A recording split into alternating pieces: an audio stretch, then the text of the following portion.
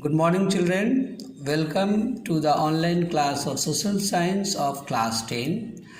Today, we will discuss basically two subtopics of this chapter, that is soil erosion and soil conservation. We know soil erosion, basically the cutting away of the top layer of soil by natural forces like wind, water, etc. is known as soil erosion. The process of soil formations and erosion goes on simultaneously, and generally there is a balance between the two. Sometimes the balance is disturbed due to certain human activities like deforestation, overgrazing, construction work, and mining. While natural forces like wind, glacier, water leads to soil erosion. Now there are certain words which I would like to explain. Bad land. What do you mean by bad land? Basically the land which is not fit for cultivation is known as bad land. Now children, there is another word, gullies. What is gullies? Basically running water cuts through the clay soil and make deep channel. That deep channel formed by the running water is known as gullies. Now one more word you may get, that is ravine. Ravine is what? Ravine is a narrow valley. Basically a narrow valley created by the action of running water. This is the land which is unsuitable for cultivation, and this happened due to the process of soil erosion. So basically these are certain words related to soil erosions. Now we will talk about some of the various types of soil erosion. Number one, water erosion. We know water is a powerful agent of soil erosion, and following are the major type of erosion caused by water. Number one, sheet erosion. When the top layer of the soil is removed over a large area by the running water, it is called sheet erosion. Now, reel erosion. This is the second stage of sheet erosion.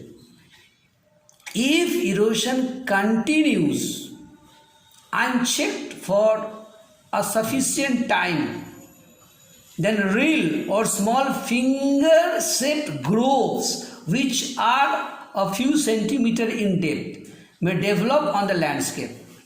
Over a period of time, the fine reels increase in number and also becomes deeper and wider and resemble the twigs, branches and trunk of a tree. This is called a reel erosion. Now gully erosion. This is the third stage of sheet erosion. With further erosion of the soil, the reel may deepen and becomes enlarged and are ultimately turned into gullies. The main cause of gully erosion is the removal of vegetation, particularly of trees with their widespread binding root. Gullies cut deep agricultural land and the entire area may be turned into bad land. Topography. Gully erosion is also responsible for the formation of a ravine. And the last one is wind erosion. Wind is a powerful agent of erosion in arid and semi-arid land with little rainfall. Wind can lift the valuable topsoil from one area and deposit in another area. The wind erosion is very dangerous type of erosion because due to wind, most of the deserts of the world are expanding. That means becoming larger and larger. So children, this soil erosion has bounded human being to think deeply that soil being one of the important factor of life. We human being can sustain life on soil, and soil is the source of various things, life. So there is a need to conserve the soil. So conservation is one of the important measures which helps in protecting the soil from erosion and land degradation. Now we will talk about certain ways through which we can conserve the soil. Number one, crop rotation. What is crop rotation? If the same crop is sown in the field year after year, this consumes certain nutrients from the soil, making it infertile. So it is basically to rotate the crop. That means grow one crop, then in another season grow another crop on the same land. So it will help to retain the fertility of the soil.